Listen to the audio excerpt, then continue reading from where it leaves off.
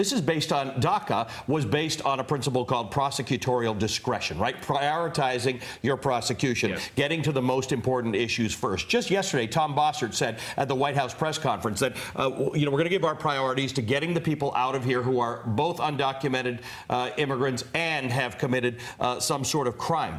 Again, by definition, if you are in DACA, you can't have committed a crime. If you have committed a crime, you're out. And you can't get renewed. From a perspective of prosecutor, and you can't get renewed, correct. From a perspective of prosecutorial discretion, meaning we don't have the endless resources to deal with all of this, these guys aren't a priority.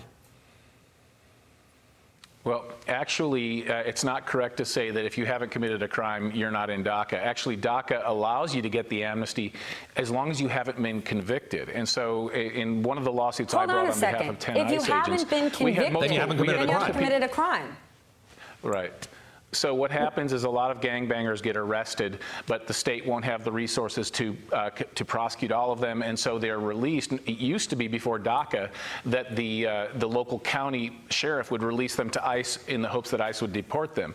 But we have many cases of such individuals who are getting the DACA amnesty. They've been arrested, they haven't yet been convicted, but that arrest isn't enough to disqualify them from DACA. So the DACA we shouldn't have any illusion here. The DACA is a cross-section of the illegal alien population. There are criminals, there are scholars, but it's not an especially higher achieving cross-section of the illegal alien population. Okay, but we have to make it clear. If you're not convicted of a crime in the eyes of the U.S. government, we don't believe you've committed one.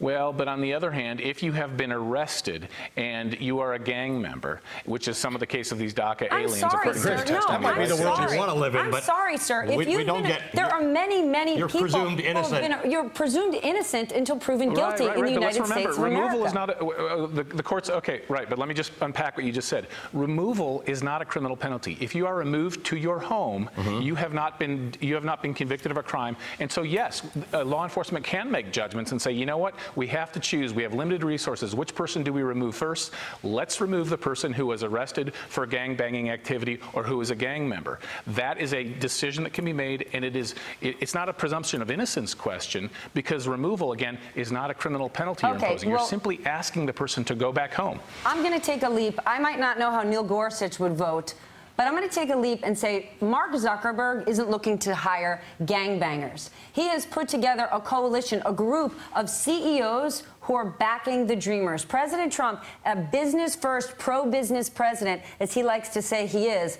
why wouldn't he, or why wouldn't you see CEOs across the board, the most successful leading CEOs, saying, we need these employees. Immigration, these type of employees are going to help us help the U.S. economy. I don't think Mark Zuckerberg is looking to hire the Crips and the thugs.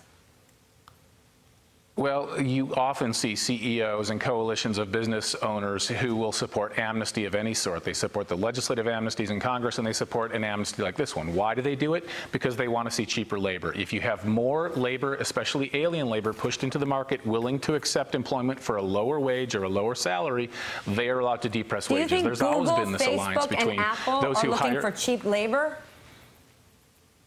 Sure. Yeah, they want people cheaper. Look, all of these employers would like to hire someone at a lower cost. And Chris, so if they employ someone, the same applies to college graduates. If you can get someone from another country at a lower price, many employers, unfortunately, will seek out that person who they can hire for a cheaper price. Okay, so let me ask. Hey there, I'm Chris Hayes from MSNBC. Thanks for watching MSNBC on YouTube. If you want to keep up to date with the videos we're putting out, you can click subscribe just below me, or click over on this list to see lots of other great videos.